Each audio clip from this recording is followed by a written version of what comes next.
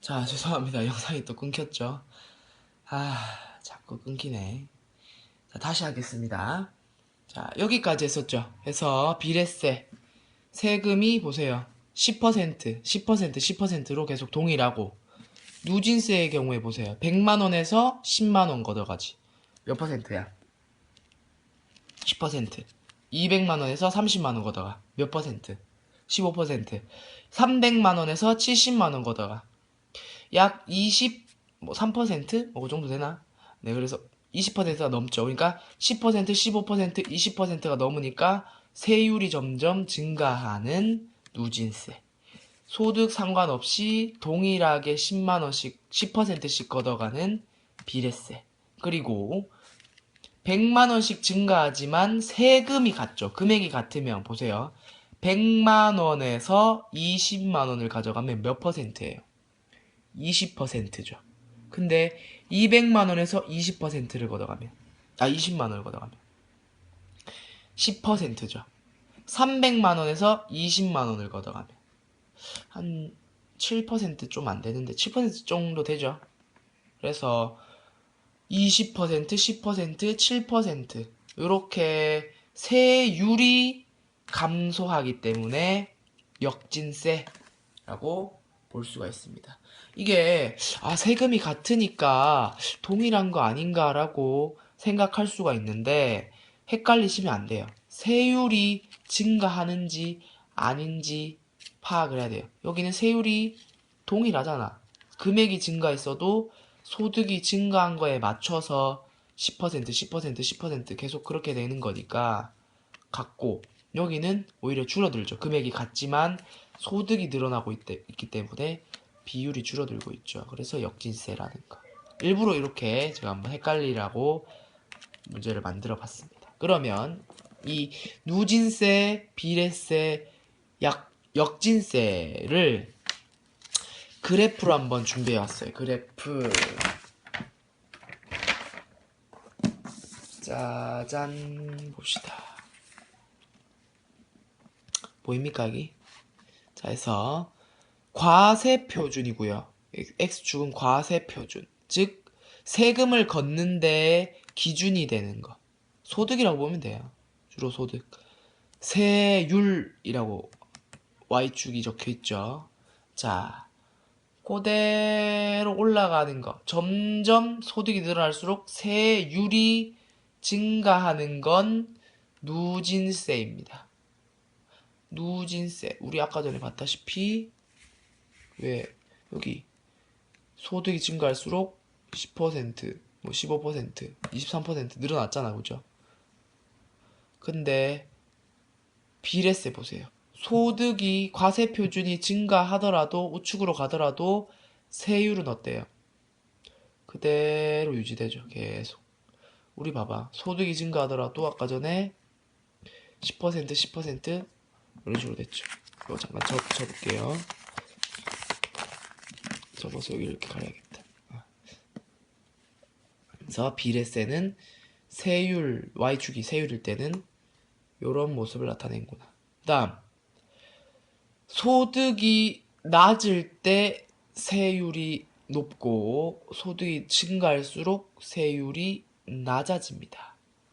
소득이 증가할수록 20%, 10%, 7% 이런 식으로 낮아지는 경향을 보이는 게 바로 역진세라는 거예요.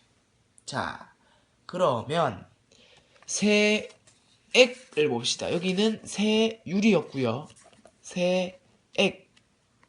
세액이라는 건 금액을 말하는 거예요. 양.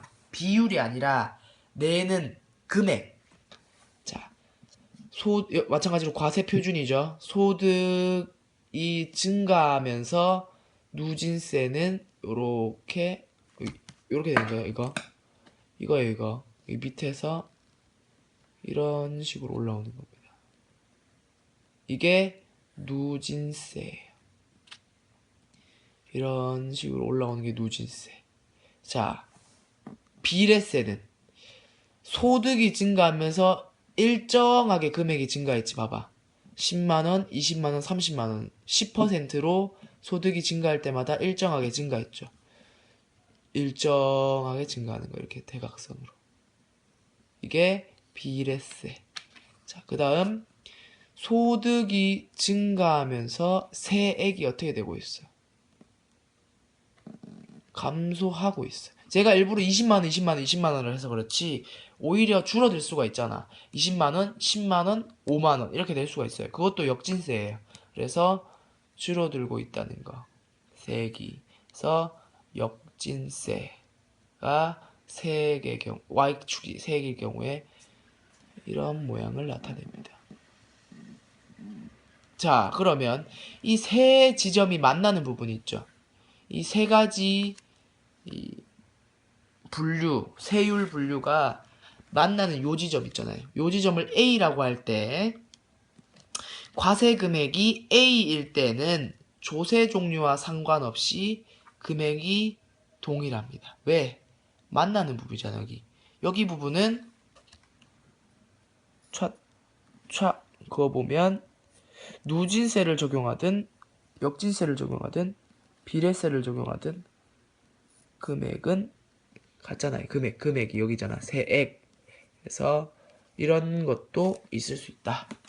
이걸 알고 넘어가겠습니다. 자, 그 다음에 제가 추가 문제를 하나 준비했어요. 추가 문제. 자, 봅시다. 종이가 어디 갔냐? 항상 종이를 잃어버려요.